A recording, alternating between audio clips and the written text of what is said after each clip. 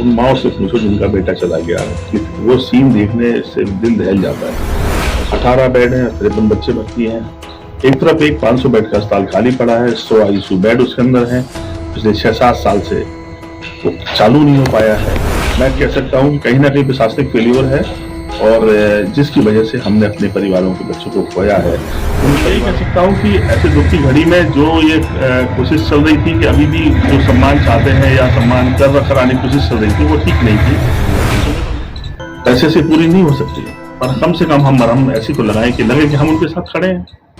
Medical college अग्निकांड को लेकर पूर्व विधायक दीपनारायण सिंह यादव ने मेडिकल कॉलेज की व्यवस्थाओं पर उठाए सवाल। दरअसल मेडिकल कॉलेज के बच्चा वार्ड में शुक्रवार को हुए भीषण अग्निकांड में 10 बच्चों की जलकर मौत होने के बाद समाजवादी पार्टी के पूर्व विधायक दीपनारायण सिंह यादव ने इसे पूरी तरह से सिस्टम फेल्योर बताया है। इस घटना पर अपनी प्रतिक्रिया व्यक्त करते हुए पूर्व विधायक दीपनारायण सिंह यादव ने कहा कि समाजवादी पार्टी की सरकार में मेडिकल कॉलेज को 500 बेड का अस्पताल दिया गया था, जिसमें 100 बेड आईसीयू के थे। बिल्डिंग भी बनकर तैयार हो गई, लेकिन अभी तक उसमें काम शुरू नहीं हुआ। सबसे बड़ा सवाल ये है कि यदि ये अस्पताल शुरू हो जाता तो 18 बेड के वार्ड में 54 बच्चों को भर्ती नहीं किया जाता। उन्होंने इस पूरी घटना पर तीखी प्रतिक्रिया व्यक्त करते हुए कहा कि सरकार को इस सिस्टम फेलियर को नियंत्रित करने के लिए कड़े कदम उठाने चाहिए। इसके साथ ही उन्होंने पीड़ित परिवारों को 1-1 करोड़ प्रति परिवार मुआवजा दिए जाने की मांग की है। उन्होंने कहा कि ये मुआवजा उन पीड़ित परिवारों के मासूमों को वापस नहीं ला सकता, लेकिन उनके घाव पर कुछ मलहम अवश्य लगा सकता है।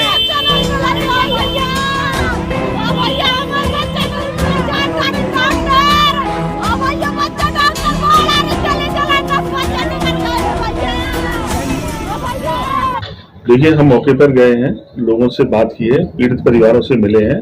उनकी दशा बड़ी खराब है, रो रो के बुरा हाल है।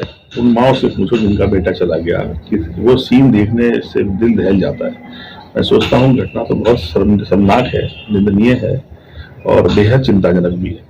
इसलिए कि हमारी व्यवस्था क्या है। 18 बेड हैं, 53 बच्चे भर्ती हैं। एक तरफ एक 500 बेड का अस्पताल खाली पड़ा है, 100 आईसीयू बेड उसके अंदर है। पिछले 6-7 साल से वो चालू नहीं हो पाया है। ये कहीं ना कहीं ये दुखद पहलू है कि आखिर जो लोग जिम्मेदारी ले रहे हैं या जिम्मेदारी निभाने की बातें कह रहे हैं, वो इतने गैर जिम्मेदाराना कोशिश कैसे कर रहे हैं। मैं कह सकता हूँ कि कहीं ना कहीं प्रशासनिक फेल्योर है, और जिसकी वजह से हमने अपने परिवारों के बच्चों को खोया है। उन परिवारों को हम सांत्वना दे सकते हैं, कुछ राहत दे सकते हैं, पर उनकी जो खुशियां, जिंदगी की जो खुशियां थी वो चली गई, उसको शायद हम लोग कैसे वापस लाएंगे ये पता नहीं। मैं तो भगवान से प्रार्थना करूंगा कि उन्हें हिम्मत दे, शक्ति दे कि वो इस घड़ी में अपने आप को संभालें। और मैं सरकार से मांग करूंगा कि तत्कालिक इन परिवारों के प्रति जो लोग बचे हैं, जो बच्चे जिनकी जान अभी खतरे में है, उनकी जान कैसे बचे, इसके लिए ठोस कदम उठाने चाहिए। हमारे पार्टी के राष्ट्रीय अध्यक्ष ने ऐलान भी किया, मांग भी रखी है कि कम से कम इन परिवारों को 1 करोड़ रुपए मिले। पैसे से तसल्ली नहीं मिल सकते, लेकिन कुछ राहत तो मिलती है, कुछ जीवन में कुछ और ढलने का कोशिश तो होती है। और यही हमारी भी मांग है कि जो बचे हैं उनकी जान बचाई जाए, और जो पीड़ित पक्ष है उसको उसके साथ कैसे वो संतुष्ट हो, संतुष्ट की जाने की कोशिश होनी चाहिए। भाई डिप्टी सीएम आए और उनके आगमन को लेकर चूना डाला गया, जब उसके बाद उन्होंने सफाई दी। क्या है इसमें राजनीति, लगातार बयानबाजी हो रही है।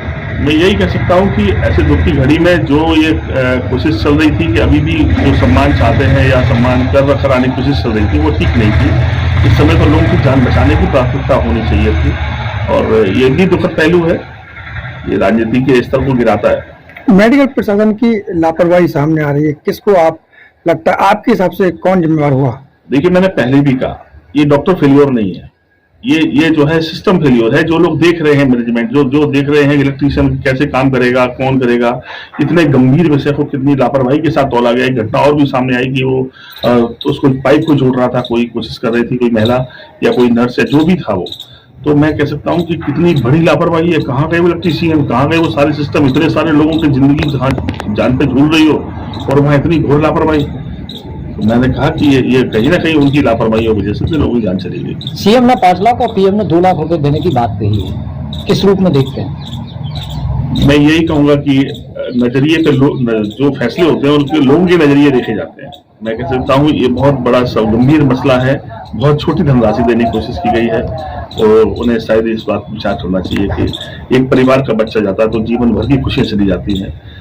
पैसे से पूरी नहीं हो सकती, पर कम से कम हम ऐसी तो लगाएं कि लगे कि हम उनके साथ खड़े हैं। हमसे जुड़े रहने के लिए हमारे YouTube चैनल को सब्सक्राइब करें और नई वीडियो की नोटिफिकेशन के लिए बेल आइकॉन को दबाएं। अगर आप ये वीडियो Facebook पर देख रहे हैं तो लाइक जरूर करें और ज्यादा से ज्यादा शेयर करें। धन्यवाद।